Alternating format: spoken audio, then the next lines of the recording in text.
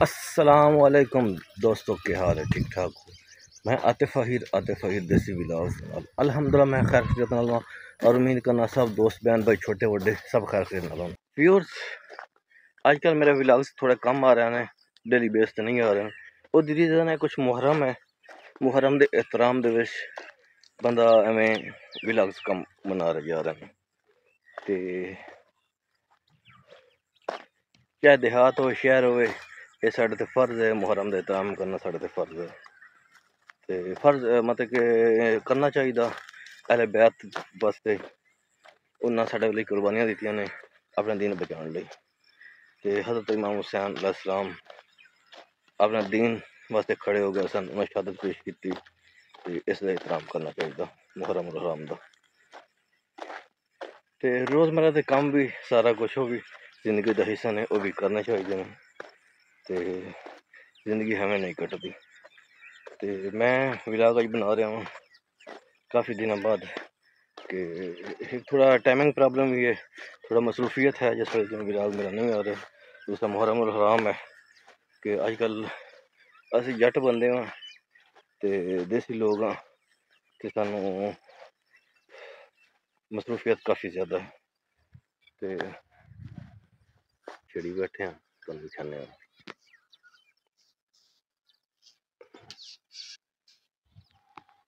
क्योंकि साढ़ा वा देहातियों का ज़्यादातर पेशा ज़रात माल डंगर होंदा, इसी तो साढ़े गुजारे रहते हैं। जेह्ड़े तलीम याफ्ता होंदे बाहर चले जांदे ने जॉब के सिलसिले, जेह्ड़े असी नकारा टाइप लोग होंने असी इत्थे बच जाने। ते मार साहब नाल गपशप काफ़ी लगदी बैठी मुख्तलिफ टॉपिक ते। ते असी इन्हां नाल मशवरा दे रहे हैं कि मार साहब अनमैरिड ने, बगैर शादीशुदा ने, तो इन्होंने कह रहे हैं कि ना बराए मेहरबानी अपनी शादी जल्दी करो। इस पर काफ़ी डिस्कस हो रही है। तो जेह्ड़ा फैसला होंदा असी इंशाअल्लाह नाल शेयर करने वां।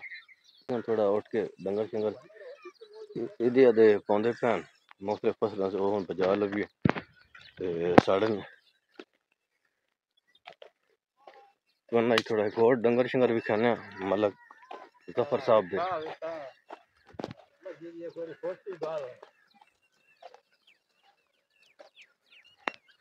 मलक साहब उरा होने जरा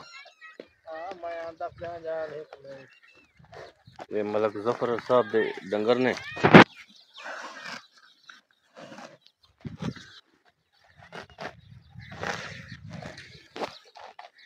मलक जफर साहब के हाल है? और खैर है, ये ठीक मलक ठाक। जफर साहब ने, ये साढ़े हमसाए ने इत्थे ते डंगर शरीफ ने। मलक साहब ठीक ठाक हो? ठीक ठाक, खैर खैरियत अल्हम्दुलिल्लाह। और मलक साहब डंगर शंगर ठीक ने? ठीक ठाक अल्हम्दुलिल्लाह। ते आप भी ठीक हो? ठीक ठाक, खैर खैरियत। तो अच्छा मलक साहब कितने का दुध हो जाता तुहाडे कोल? अल्हम्दुलिल्लाह भाई, कोई 10-12 सेर तो बन वैंदे। ते विचेंदे कितने हो?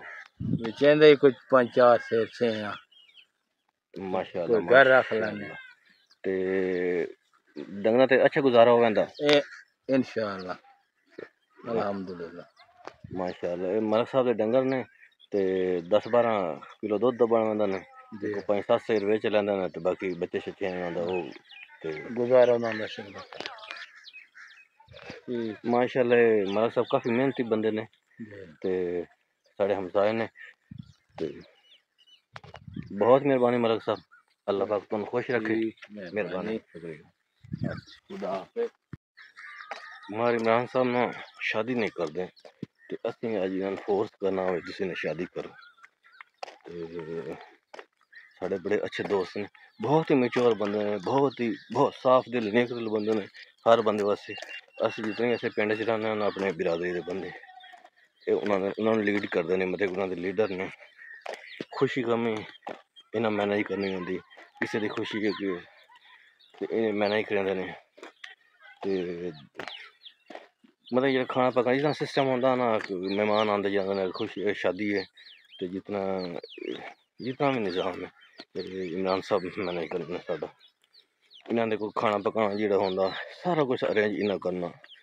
ते बाकी खर्च फॉर मेरा तो खर्च मैं करना, लेकिन मैनेज मार साहब करना, मैनेज बहुत ही ज़बरदस्त मैनेज करते हैं। तो इन्होंने को पुछना भाई शादी देने का क्या प्रोग्राम है, तो शादी खवाते ने नहीं खवाते तो अपना साढ़े को मौजूद होने हूँ, तो इन्होंने को पुछना भाई हम शादी सन कदम खिला रहे हैं, तो इन्होंने अंदर की गल पुछने भाई चलो एक जी कहने कि तुम्हें न्यूज़ देने ब्रेकिंग न्यूज़। अस्सलाम वालेकुम मार साहब। वालेकुम सलाम जी मार जी ठीक हो? अल्हम्दुलिल्लाह ठीक ठाक। शुक्र अच्छा हुण शुक्र मार साहब तुसीं सानूं शादी करन खिला रहे हो, मार जी इंशाल्लाह तकरीबन सर्दियां दे स्टार्ट एक गल पक्की है कि जिवें तुसीं इंशाल्लाह। सन लारे लाई खड़ोते हो। नहीं मार जी इंशाल्लाह ज़रूर। अच्छा मार साहब कह रहे हैं कि सर्दियां दे वजह नाल सर्दियां स्टार्ट होंदियां ने, सितंबर सर्दियां दा ही गया होंदा, लेकिन सितंबर अक्तूबर नवंबर असल साढ़े कोल सर्दी स्हेई स्टार्ट होंदी, मतलब कि जेह्ड़ा होंदा ना नवंबर दिसंबर च शादी खवाओगे। इंशाल्लाह ज़रूर बादशाह। चलो माशाअल्लाह माशाअल्लाह।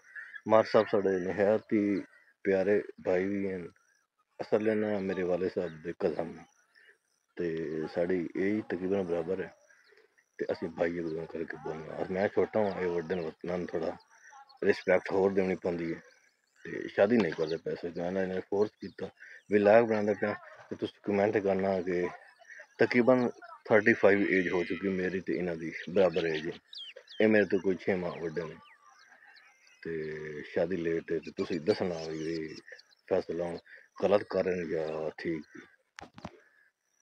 ठीक है मार साहब। ठीक मार जी। ये मार साहब हुण पक्के हो गए ने, ये तुसीं कमेंट विच भी दस्सना, ते साढ़े चैनल नूं जिन्हें लाइक सब्सक्राइब शेयर नहीं किया लाइक सब्सक्राइब शेयर लाजमी कर लें, ते सब लोग दुआ करें अल्लाह पाक इमरान साहब वास्ते सारियां पैदा करे बहुत ज़्यादा।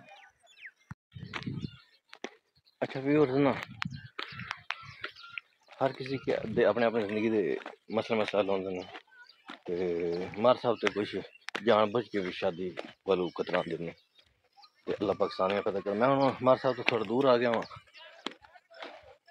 इमरान साहब तो, ते वो थोड़ा अपना काम करने चले गए, हम वापस जा रहे हैं चल रहे हो कि मुख्तलिफ टॉपिक होंदे ने डेली बेस ते कि असीं